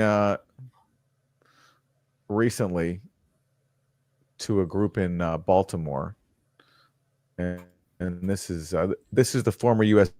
ambassador to Syria, Robert Ford. Help them bring this guy out of the terrorist world and into regular politics. This guy was in Al-Qaeda in Iraq. This guy, who's now the president of Syria, that's him on the left in his Al-Qaeda guise. And he was a senior Al-Qaeda commander up in northern Iraq in a city called Mosul. For Americans who were in Iraq, you might remember Mosul was one of the worst, nastiest places. The State Department actually lost 5 diplomatic personnel in 2 different car bombs up in Mosul during that time. And hundreds of American soldiers were killed or injured up in that Mosul area by this guy and his fighters. Starting in 2023, a British non-government organization which specializes in conflict resolution, invited me to help them bring this guy out of the terrorist world and into regular politics. So the first time I met him, this guy's name is nom de guerre was Abdulkader Jolani, but his actual name is Ahmed Shara, which he only revealed to the world after he captured Damascus. First time I met him, I sat down next to him. I said, never in a million years could I imagine that I would be sitting next to you. And he said, Wallah ana, me neither. I strongly doubt Robert Ford actually means that, because he was supporting the insurgency that Jelani was leading. So what is he talking about? He never imagined he'd be sitting down next to him. He was supporting his insurgency. Who else was he supporting in Syria when he was backing the dirty war? The moderates. He never apologized for the terrorist attacks in Iraq or in Syria. But he also said, now I am governing an opposition-held area of northwest Syria, and I am learning that the tactics and the principles that I was following in Iraq do not apply when you actually have to govern 4 million people. This guy rejected elections, totally rejected elections in Iraq. And I was there organizing elections with the American government. And he rejected them. He was like blowing up polling stations. And he did not apologize for it. I want to emphasize that. I told Blinken he did not apologize for these things. But about a month ago, he said, we're going to hold elections in Syria. It's not going to be right away. It's going to be in 3 or 4 years, but we will hold elections. I went to Syria in January.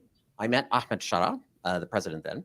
When I saw him in the presidential palace, I said, never in a million years did I expect to see you here. And he kind of grinned and he said, well, I like to keep surprising you. Isn't that sweet? Isn't that sweet? The budding friendship of Robert Ford and Ahmed al-Shara, the former leader of Al-Qaeda in Syria. But yeah, look, it's amazing. Like, he's not even he basically admitting to Robert Ford that, yeah, I understand that my open support of blowing up polling stations and fighting U.S. forces, and also what Robert Ford didn't mention, which is killing minorities in Syria and suicide bombings in Syria, that doesn't work anymore if I want to market myself to a Western audience. So he's basically admitting that everything is just PR.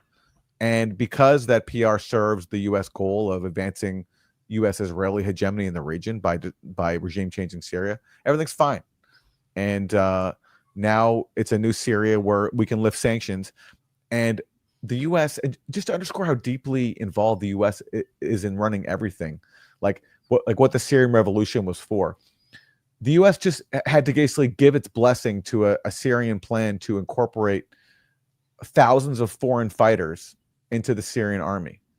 So all these forces that came to Syria to fight jihad, basically, or what their conception of jihad, now get integrated into the new Syrian military.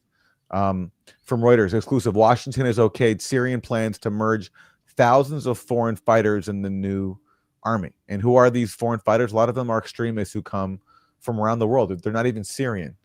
And that's the side that the U.S. was feeling. But look, is this what this war was for? It was fought in the name of democracy and freedom to, against autocracy under the Assad regime, to the point where now your new government has to get approval from Washington as to whether or not foreign fighters can be in your military or not. Like, this is what everyone sacrificed so much for, just so the U.S. can sign off on the composition of your army. Did anybody in Syria vote for Washington to approve the composition of the Syrian military? No. Washington gave itself the right to arm a foreign-dominated insurgency, arm an Al-Qaeda-dominated insurgency, to impose sanctions that destroyed the economy, to send its own forces to occupy Syria's territory and steal its oil and wheat. And that's how regime change was achieved. And now Washington gets to decide whether or not Uyghurs and Chechens can be inside the new Syrian army.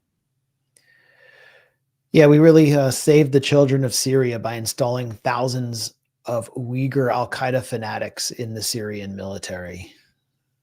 It's democracy. As Robert Ford said, he went from carrying out bombings, including targeting humanitarian workers and Americans in Mosul, to this great Democrat who promises elections in 3 or 4 years.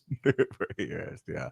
So I'm just going to go out on a limb and predict that there won't be elections in 3 or 4 years. And this vital democracy will not blossom under Jolani, aka Ahmed al-Shara, who was himself installed through force and then through a military council that was 100% male. And that those thousands of foreign fighters who are fresh off slaughtering Alawites on the coast amid global silence against this genocidal slaughter of maybe 10,000 people for who they are, that they're going to be playing a role sort of like the Azov battalion played in Ukraine, where they're going to have a gun or a bayonet to al-Shara's back if he tries to do elections or tries to do some Western liberal operation and turn Syria into liberal democracy. That's not what they want. They want a theocracy. They want to govern along Wahhabi lines, and they're not going to let it happen. And they're there to stay, and they are not Syrian. And we talked for years about how during the Syria dirty war, there were Chechens, there were Uyghurs, there were people from Uzbekistan and Tajikistan on street corners around Aleppo checking the IDs of Syrian citizens, and how that was unacceptable. And then we were called Assadists and run out of the institutional Trotskyized left in the US for saying that. And now look at it. They're running the show. And go ahead, Aaron. Oh, no. I agree with everything you're saying. And but the key point for me now is like no one cares anymore. Everyone just moved on. Yeah. Like regime change was achieved. The country was destroyed. It's a good thing the sanctions have been lifted. The Syrian people do not need to suffer, but it's also the culmination of such a cynical policy where the U.S. gives itself the right to destroy a foreign state, impose crippling sanctions, and then once the damage is done, even if a former Al-Qaeda leader is in power, the sanctions can be lifted, and everyone just moves on. And now, as Alawite civilians especially continue to face atrocities, kidnappings, murders. A lot of the people who cheered on this proxy war just don't care anymore. They moved on to the next, or they're just too embarrassed. Yeah. I mean, especially the like Arab and Palestinian NGO class that supported it.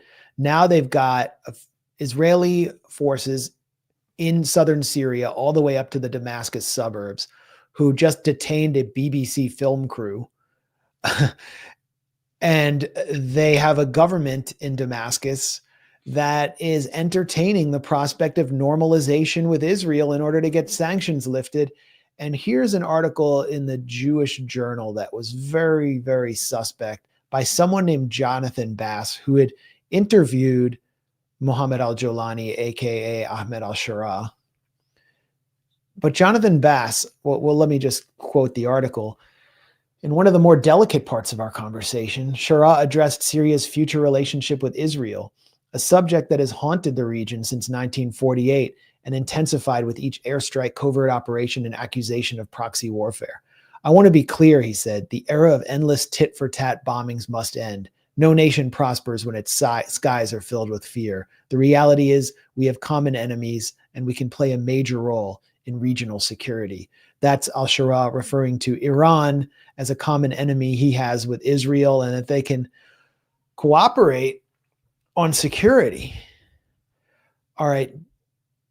And by the way, 2 weeks before this interview with this figure, Jonathan Bass, the Mossad just walked right into Damascus without any problem and took all of the files of Eli Cohen, the Israeli spy who cost untold numbers of Syrian lives during the 1967 war until he was caught. He had gotten like all the way into the Syrian cabinet, pretending to be a Syrian under an assumed identity while spying for Israel. So the Mossad is able to just walk right in, as is Jonathan Bass, he's not a reporter.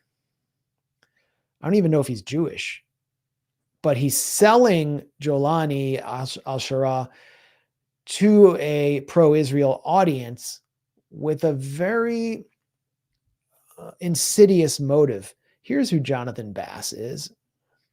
American businessman Jonathan Bass, CEO of Argent Natural Gas, is emerging as a new player in the mediation arena between Washington and Damascus. Bass, known for his loyalty to Trump, he's a Trump crony, made an unannounced visit to the Syrian capital, during which he met President Ahmed al-Shara. They discussed ways to cooperate in rehabilitating the Syrian energy sector through Western companies, and raised the idea of establishing a national oil company that could be listed on U.S. markets.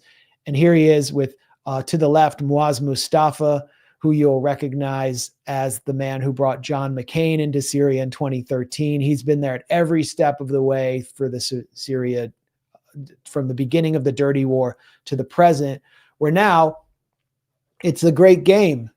Syria is being divided and the US wants to plunder its resources. And Jonathan Bass runs a LNG company in Louisiana and is the corporate hitman who's on the scene for the Trump administration to get Syria's resources and ink contracts, not just for the oil companies that want to take all of Syria's oil, take over its infrastructure, but also for AT&T, which wants to take over Syria's battered telecommunications network. So that's what this is all about. And an Al-Qaeda leader is presiding over it, because really, what was Al-Qaeda all along? I mean, it was always kind of like an instrument of various Gulf and Western intelligence agencies that cropped up after the collapse of the Soviet Union and the socialist bloc. And they're always looking for different backers. So now the former leader of Al-Qaeda has backers in Western corporations. Who's backing ISIS? I mean, aside from the Turkish MIT, it was Western oil companies. They wanted to keep stealing Syrian oil, so ISIS was giving it to them on the black market. There was a French oil company that even got sued because they were paying protection money to ISIS so that they could continue to operate in Syria. Now it's all clear, but it was always clear. Yeah. Yeah. War is a racket. It's not about democracy and freedom. It's not about bringing elections. Nothing good is going to come of U.S. empire. And still, we'll have to do another live stream next week making the same point. Yeah, we're a broken record, but yet also, I mean, especially on this topic of Syria, it's just, that's an issue that very few people want to touch because of the success of the propaganda around it. And so there's so much to unpack. And it's unfortunate. It's one of these issues where people are not going to fully understand, or it's not going to be as widely understood as other topics until many, many years after the fact, just because the propaganda was so strong and enlisted so many people. It was a far more successful propaganda operation than Iraq WMDs, because it enlisted so many people even on the left. In fact, most of the left media still is duped by it. And so, well, it was more successful on the ground too. I mean, the Iraqi parliament voted to kick US troops out. Iran was able to establish a lot of power within Iraq with a 60% Shia population. Syria, the US and Israel and NATO have control over most of the country. Yeah. Yeah. And there's no pushback.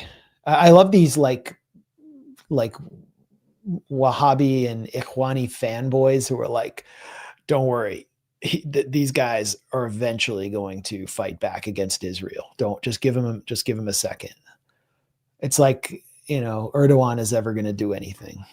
So, yeah, in recent years, Assad didn't do very much against Israel. And I think a lot of the credit goes to the sanctions and the military occupation, the dirty war that destroyed his country. But there's like State Department cables from 20 years ago that pointed out that one of the problems with Assad from the U.S. point of view was that his insistence on not abandoning support for the Palestinian cause. That's how the U.S. saw him, at least 20 years ago. He didn't sell out the Palestinian cause the way that we're seeing now, where Palestinian resistance faction leaders are being arrested inside Syria. Yeah.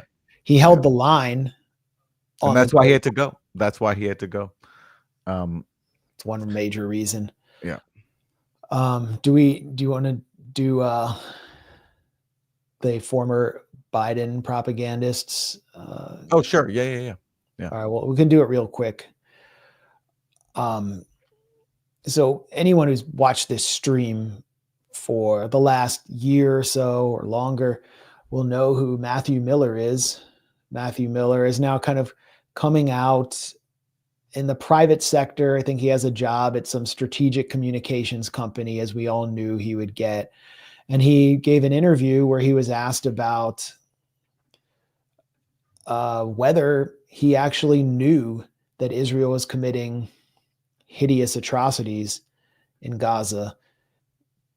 Here's a video that I guess we won't lead with that interview, but it will illustrate the sociopathic quality of the chief spokesman for Biden's State Department. UN, Human Rights Watch. So here he is being asked in the briefing room about whether Israel is committing human rights crimes, war crimes in Gaza. Amnesty, International Criminal Court can all find compelling evidence of war crimes by Israel. And the United States, with its enormous powers of intelligence and direct contact with Israel, can't find those things. I would say that different organizations have different burdens, different responsibilities, and we take ours very seriously and are taking these assessments very seriously and want to finish them as soon as possible, but it's important that we get them right. I think it is without a doubt true that Israel has committed war crimes. You wouldn't have said that at the podium. Yeah, look, because when you're at the podium, you're not expressing your personal opinion. You're expressing the conclusions of the United States government. I'm really struck that you think now that Israel did commit war crimes, and yet at the time, and I get why, but at the time you were at the podium and you couldn't say that. I mean, personally, that must be very difficult. Well, so the State Department itself had concluded, not in these, they didn't phrase it in these terms, but I think I did it the podium a few times, had concluded that it was likely that Israel had committed war crimes. But I do think it's almost certain that they have. I remember being shouted at by Matthew Miller as those war crimes began. And I brought up the fact that Israel was slaughtering children in the Gaza Strip just a few days after October 7th. And he just shouted at me that I was ignoring all of the burned babies in Israel and the beheaded children and, every propaganda piece we heard. He continued to shout reporters down who would bring up Israeli war crimes. But just as a human being, how you can get up there day after day knowing that there are war crimes being committed and argue that Israel had the right to investigate itself and to shut down reporters. I mean, it was more than even being like a TV pundit. It had real consequences, what he was saying. And he was able to do that without quitting because he wanted some big corporate job coming out of the White House, and he got it. I've never heard such an admission before where someone acknowledges that they knew that they were denying war crimes. And is that just considered normal now, where we live in a society where it's okay to go up and knowingly lie about war crimes that are being committed? It's an extraordinary admission. I mean, I appreciate the honesty. At the same time, are there not any consequences for basically helping to cover up war crimes when you know that they're happening? And that was his job to do. And as you reminded him at the final State Department news conference with Tony Blinken, when you said to him, like, you smirked your way through a genocide. Wasn't that your line? That was. Yeah. Great memory. Yeah. And that's what he did. He smirked and lied his way through a genocide. And now he's. That should be like on, his eulogy. Yeah. That should be like the headline of his obit. Yeah. But there were no social consequences for him admitting that he knew war crimes were being committed and that he did everything he could to shield the criminal. I guess Dershowitz and all these lawyers know their clients are guilty, but they get props for getting them off.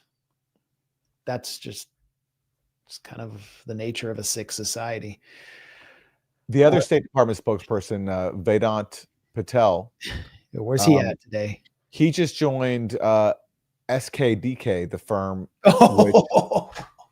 which is registered to lobby on behalf of Israel. So that's his reward for covering up Israeli war crimes alongside Matthew Miller, is he gets hired by a Israel hired marketing firm. Yeah, they're like run by former Obama people, and they took contracts with every union busting corporation and now Israel, I guess.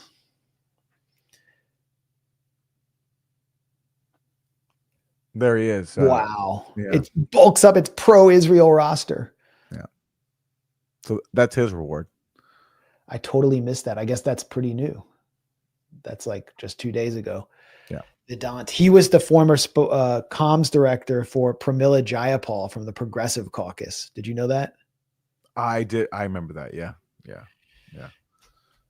Well, there's also the other chief propagandist of the Biden administration, Karine Jean-Pierre, who was denying Israeli war crimes from the White House podium, and she's now left the Democratic Party and published a book called Independent, a look inside a broken White House outside the party lines. She was a real independent voice in there, defending the White House line and the entire administration's line on supporting genocide in Gaza, and every other line and every other talking point fed to her. I mean, she was basically incapable of independent thought. You just watch her at any press briefing. She's constantly looking down at the talking points that are provided to her. This is like, it's so absurd. It's unbelievable. And there are no social consequences here either. The other takeaway, which I see like right-wing pro-Trump commentators making, is that the Democratic Party is just utterly destroyed if she is going to run away from the party itself that brought her to national prominence. Then it's just These people care about brands. That's all they care about is branding. And it's a bad brand right now. They've got nothing. And so people like Karine Jean-Pierre, sensing where the winds are blowing, are leaving. And that's a sign of just how toxic the Democratic brand has become. And yeah, listen, at least her leaving, as you mentioned, she could barely look up at the White House podium, which is unprecedented for a White House spokesperson. I mean, it's kind of like a job requirement to look at the press pool that you're lying to and spinning. She couldn't do it, but yet they kept her in that job, I think, because she ticked certain identitarian boxes for a Biden White House that really embraced identitarianism because they didn't have anything else to offer. And so it was awkward because she didn't want to be there, and the Biden team didn't want her there either. She would clash constantly with John Kirby, another White House spokesperson, who eventually kind of like replaced her, or at least eroded her position a little bit. So I'm not surprised at all to see her jumping ship and writing a tell-all about her time there in that disastrous White House. She's basically saying, I'm an independent. I'm here for hire. Yeah. I'll work for a Republican White House, whatever. I just want to work for whoever's in power. She's Haitian.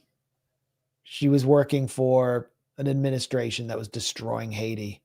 She actually, I was told from, members of the Haitian activist community that had opposed regime change in Port-au-Prince, that she actually used to kind of work in their circles before she got into the Democratic Party. So, just a portrait of sociopaths. And that's how they were able to lie their way through the genocide. AOC hasn't mentioned Gaza since last October. Wow, really? Yeah. Huh. Well, I guess I shouldn't be surprised. New York mayor's race is interesting. One person who is mentioning Gaza is Zoran Mamdani, who we've highlighted before here. And he's trailing narrowly one of the biggest suck-ups and tools of the Israel lobby, Andrew Cuomo. That's pretty interesting. He kind of came out of nowhere. Let me show a clip from the debate that was just held, I think it was last night, in the New York mayor's race, and listen to one of the issues that was discussed. I would go to Israel. Mr. Tilson, where would you go? Yeah, I'd make my 4th trip to Israel, followed by my 5th trip to Ukraine, 2 of our greatest allies in the front lines of the global war on terror. Mr. Mamdani. I would stay in New York City. My plans are to address New Yorkers across the 5 boroughs and focus on that. Mr. Mamdani, can I just jump in? Would you visit Israel as mayor? I will be doing, as the mayor, I'll be standing up for Jewish New Yorkers, and I'll be meeting them wherever they are across the 5 boroughs, whether that's in their synagogues and temples or at their homes or at the subway platform, because ultimately we need to focus on delivering on their concerns. And just yes or no, do you believe in a Jewish state of Israel? I believe Israel has the right to exist. Not as a Jewish state? No, as a state with equal rights. He won't, Okay. he Not won't as say a it Jewish has state. a right to exist. His answer was no, he won't visit Israel. I said that. That's what he was trying to say. No, unlike you, I answer questions very directly. All right, and I want to be very clear. I believe every state should be a state of equal rights. Okay, thank you.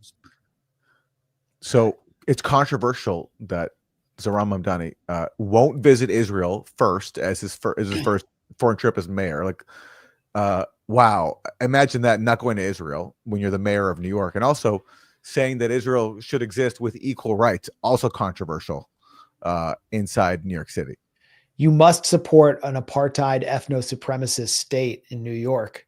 And it's kind of considered like embarrassing for him that he called for equal rights or supports a state of all its citizens. By the way, 2 weeks ago, Netanyahu reaffirmed that Israel is not a state of all its citizens.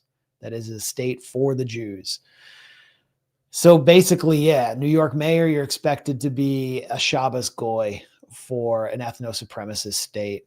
And he's not doing it, and he is very close on Cuomo's heels. I think what could wind up happening, I mean, you look at all these candidates in there, it reminds me of the 2020 Democratic primary, where Obama organized this kind of shell game of all these different candidates who seem to have different personalities or vaguely different vibes, but they all represented the same Obama neoliberal program. And they were all collapsed behind Biden and consolidated behind Biden in order to take out Bernie when it appeared that Bernie was surging after Nevada. So they could do the same thing in the New York race, because it looks like all those candidates are going to consolidate behind Cuomo in order to get some kind of like Tammany Hall machine politics incentives. But it's still something we haven't seen before in a big city mayoral race. In the biggest city, in Gotham City, is a major candidate, a major front runner taking on Israel. And it's where our politics are going, especially in blue cities. And we'll have a lot more to say next week about the flotilla, which is heading towards Gaza, and whatever new horrors break out, we'll be forced to cover them. It's the black pill hour. Anything else you want to add? This has been a great stream. Please like it to fight through algorithmic suppression. Support the Grayzone. Links are there on the screen. Yeah. Subscribe, support. Below, you can see some of the ways you can support, but you can just send moral support, thoughts and prayers. We're going to be able to stream at Kick as well, so we'll be able to add a new platform to our arsenal. I'm working on trying to get Patreon to do streams, but I don't know what's with all these platforms.